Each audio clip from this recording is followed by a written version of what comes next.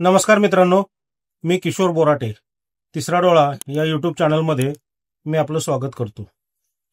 मित्रांनो, आजचा विषय आहे तो म्हणजे देवेंद्र फडणवीस साहेब हे वसंतदादांची खेळी खेळतायत का?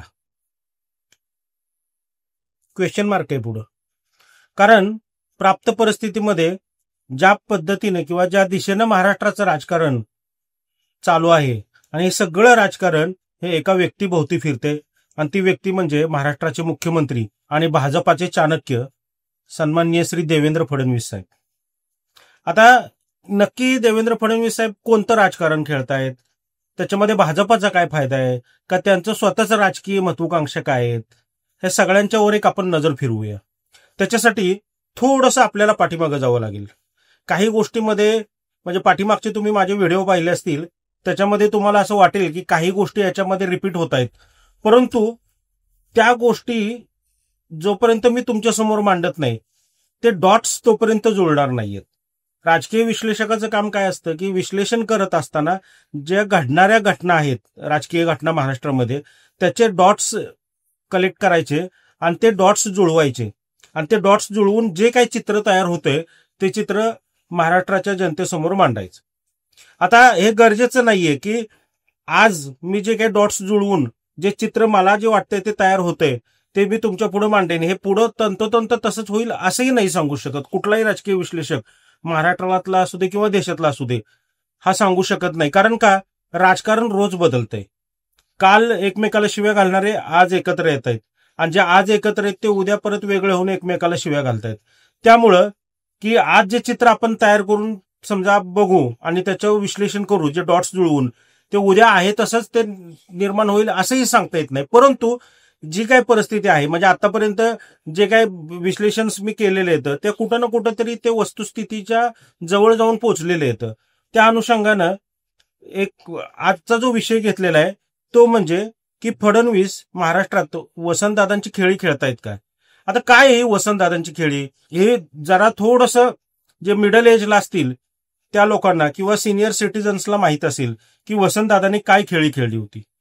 फार लांबड लावत नाहीये, तुम्हाला थोडक्यात सांगतो मी मित्रांनो की एक काळ असा आला होता महाराष्ट्राच्या राजकारणामध्ये की इथे विरोधकच नव्हता आणि विरोधक नसल्यामुळं मग स्वतःचे राजकीय वजन हे कमी होईल म्हणून वसंतदादांनी शिवसेनेला त्यावेळेला बळ दिलं.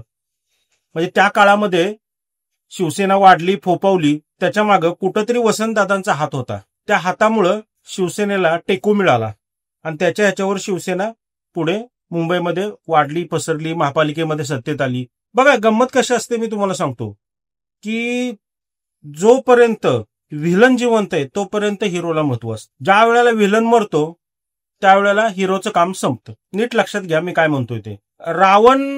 रावणाचा वध केल्यानंतरचं रामायण किती लोकांना माहितीये? अगदी सीतेच्या स्वयंवरापासून ते रावणाच्या मृत्यूपर्यंत रामायण आपलं तोंडपाठ असेल, परंतु रावणाच्या मृत्यूनंतर तर रामायण किती लोकांना माहितीये? किंवा महाभारतामध्ये पांडव आणि कौरव यांचं युद्ध झालं, त्याच्यामध्ये पांडव जिंकले, कौरव मेले, त्याच्यानंतरचं महाभारत किती लोकांना माहितीये? हा सगळ्यात मोठा प्रश्न आहे. तर गंमत अशी असते मित्रांनो की ज्या वेळेला व्हिलन मरतो त्यावेळेला हिरोचं काम संपतं. त्या धर्तीवर जर तुम्ही महाराष्ट्रातल्या राजकारणाचा विचार केला तर आज देवेंद्र फडणवीस यांनी चाणक्य नीती दाखवून एक एक विरोधक हे संपवत आणले. शरण या नाहीतर नेस्तनाबूत व्हा, अशा पद्धतीनंच महाराष्ट्राचं राजकारण चालू. काही लोक शरण आले आणि काही लोक नेस्तनाबूत झाले. जे नाही शरण आले ते नेस्तनाबूत झाले. आता गंमत अशी आहे की सगळेच जर नेस्तनाबूत झाले तर मग हिरोचं काम काय उरलं? हिरो कोण आहे? फडणवीस साहेब. मग हिरोचं काम काय उरलं? काहीच नाही. मग हिरोला जर समजा पुढे त्याच्या राजकीय महत्वाकांक्षा पूर्ण करायच्या असतील किंवा प्रवाहात राहायचं असेल तर विरोधक जिवंत ठेवणं हे सुद्धा काम आहे. म्हणजे अर्धमेलं करून टाकायचं आणि परत त्याला थोडंसं पाणी पाजायचं आणि लढण्यापुरतं त्याला तयार करायचं, पण जिंकून द्यायचं नाही. अशा पद्धतीचं राजकारण महाराष्ट्रात चालू आहे की काय अशी शंका येते. आता बघा गंमत अशी आहे की राज आणि देवेंद्र फडणवीस राजसाहेब ठाकरे आणि देवेंद्र फडणवीस यांची ताज लँड्समध्ये भेट झाली. त्याच्यानंतर तो मराठीचा मुद्दा तापला. अगदी भेट नसती झाली तरी मराठीचा मुद्दा तापलाच असता, कारण हिंदी भाषा तुम्ही मागच्या दारानं नाहीतर पुढच्या दारानं त्याला विरोध हा महाराष्ट्रातून होणार होता आणि पहिला विरोध हे राजसाहेब ठाकरे करणार होते. हे सूर्यप्रकाश इतकं स्वच्छ आहे. त्याच्यानंतर राज ठाकरे यांनी मराठीचं आंदोलन जाहीर केलं. त्यासाठी मध्ये सर्व पक्षीयांना येण्याचं आवाहन केलं. आवाहन केल्यानंतर तो मोर्चा निघण्याआधीच जी.आर. रद्द झाला आणि इथं थोडंसं कुठंतरी काहीतरी डिस्टर्बन्स झालं बघा.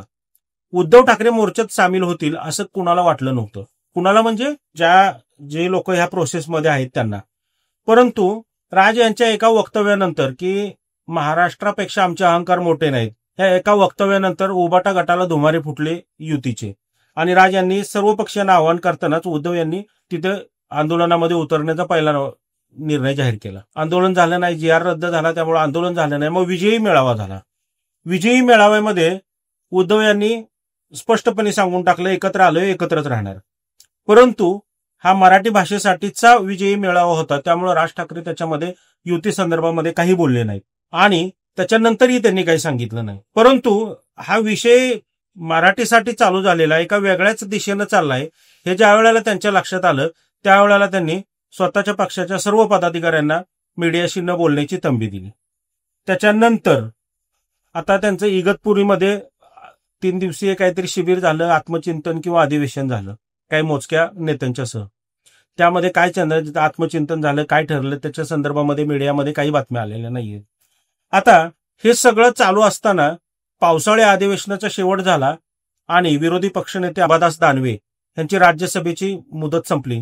त्यांच्या निरोप समारंभामध्ये देवेंद्र फडणवीस साहेब आणि उद्धव ठाकरे ज्या वेळेला समोरासमोर आले, त्यावेळेला देवेंद्र फडणवीस यांनी उद्धव ठाकरेंनाही बरोबर येण्याचे आवाहन केले. इथं मात्र भाजपाचे काही मागे चंद्रकांत दादा वगैरे उद्धव यांना एकत्र यायचे आवाहन करत होते वगैरे, ठीक आहे. पण इथं खुद्द देवेंद्र फडणवीस साहेबांनीच उद्धव यांना बरोबर येण्याचे आवाहन केले की 2029लाही आम्ही सत्तेत असू, त्यामुळं तुम्हाला विरोधी पक्षातच बसावं लागणार आहे, त्यापेक्षा प्रवाहात या, असं त्यांनी ते सांगितलं. आणि जे उद्धव ठाकरे राज ठाकरेंना सांगत होते की आमच्या बरोबर यायचं असेल तर अटी घालत होते, सांगत नव्हते, अटी घालत होते. तर हे चहापानाचे कार्यक्रम बंद करा किंवा महाराष्ट्रद्रोह्यांना भेटू नका, तेच उद्धव ठाकरेंनी काल कुठल्या तरी एका पुस्तकाच्या प्रकाशनाच्या निमित्तानं का दुसऱ्या कुठल्या गोष्टीमुळे फडणवीस साहेबांची अँटी चेंबरमध्ये भेट घेतली. आणि ते अँटी चेंबरमध्ये आता काय चर्चा झाली ती बाहेर आली नाही. परंतु देवेंद्र फडणवीस यांनी उद्धव ठाकरेंना बरोबर येण्याचे आवाहन केले, प्रवाहात यायचे आवाहन केले. ही मात्र बातमी वाऱ्यासारखी पसरली.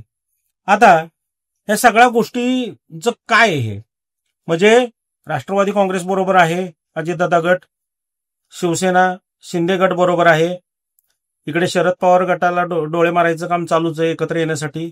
आता थेट एक उद्धव मनसेलाही डोळे मारायचं काम चालू आहे. रवींद्र चव्हाण प्रदेशाध्यक्ष यांनी अगोदरच सांगितलं की महापालिकेसाठी मनसेला आम्ही बरोबर घेण्याचा प्रयत्न करू. देवेंद्र फडणवीस आणि राजसाहेब ठाकरे हे चांगले मित्र येतं, त्यामुळं आमच्यामध्ये सकारात्मक चर्चा होऊ शकते.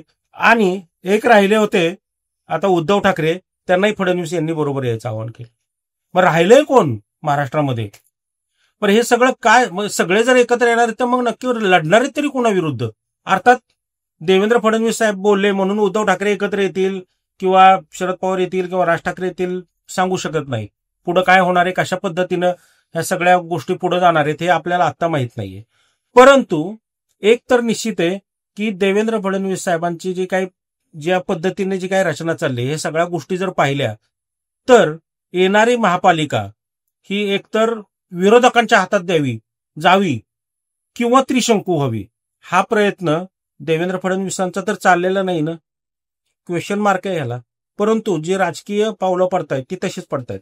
कारण जर समजा आता महापालिका जर ताब्यात आली भाजपाच्या पूर्ण बहुमतामध्ये, केंद्रात सत्ता आहे, राज्यात सत्ता आहे, महापालिकेत सत्ता आहे, पुढे स्थानिक स्वराज्य संस्थांमध्ये जिल्हा परिषद पंचायत समितीमध्ये बऱ्यापैकी सत्ता मिळेल. तिथे विषय काय हा राज्यस्तरीय नेत्यांचा नसतो, तिथे त्या स्थानिक कार्यकर्त्यांची वर्णी लागते. पण सगळं जर समजा महाराष्ट्रामध्ये पूर्ण सगळ्या ठिकाणी जर भाजपाची सत्ता आली आणि विरोधक संपले, तर मग देवेंद्र फडणवीसांचं राजकीय महत्व काय राहिलं, तिथनं पुढे चर्चा चालू होईल. मध्यंतरी चालू झाली होती देवेंद्र फडणवीस दिल्लीला जात आहेत काय. परंतु एकंदर देवेंद्र फडणवीस साहेबांची बॉडी लँग्वेज बघता किंवा त्यांचा महाराष्ट्राच्या राजकारणामधला वावर लक्षात घेता ते दिल्लीमध्ये जायला इच्छुक आहेत असं बिलकुल वाटत नाहीये. तिथे जाऊन पंतप्रधान नरेंद्र मोदी, गृहमंत्री अमित शहा, नितीन गडकरी साहेब, राजनाथ सिंग यांचं सरदार होण्यापेक्षा महाराष्ट्रात बाकीच्या सगळ्या पक्षांचं बॉस म्हणून राहिलेलं त्याच्यामध्ये त्यांना जास्त स्वारस्य आहे असं वाटतं. आता जर समजा महाराष्ट्रात राहायचंय तर महाराष्ट्रामध्ये त्यांनी राहण्याचं कारण तरी पाहिजे ना काहीतरी. मग कारण काय असायला पाहिजे. एकतर राज्य भाजपमध्ये देवेंद्र फडणवीस यांच्या ताकदीचा नेता कुणी नाहीये. मग ती ताकद कशासाठी पाहिजे, ती ताकद विरोधकांना नमवण्यासाठी पाहिजे. मग विरोधक पूर्ण नमले तर ते ताकदीचं करायचंय काय, महाराष्ट्रात काही कामच राहत नाही ताकदीचं. मग ती ताकद दिल्लीमध्ये जाईल. दिल्लीमध्ये गेल्यानंतर ती ताकद राहणार नाहीये, कारण तिथं बॉस बनून फिरता येणार नाहीये. ऑलरेडी तिथे मोठे मोठे बॉस आहेत, तिथे सरदार बनून राहावं लागेल. मग दिल्लीमध्ये जाऊन सरदार होण्यापेक्षा महाराष्ट्रात राहून बॉस राहिलेलं कधीही चांगलं, अशी म्हणजे एक राजकीय महत्वाकांक्षा देवेंद्र फडणवीस साहेबांची असावी.